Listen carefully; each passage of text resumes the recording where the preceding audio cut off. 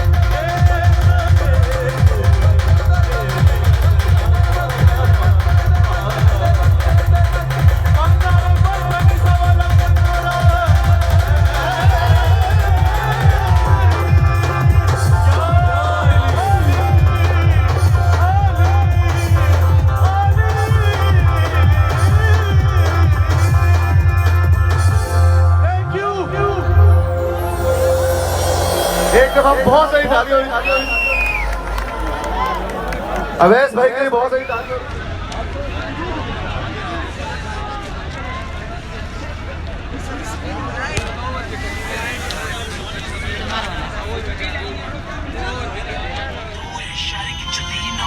आज मेरी रानी तू नच लेना नाचो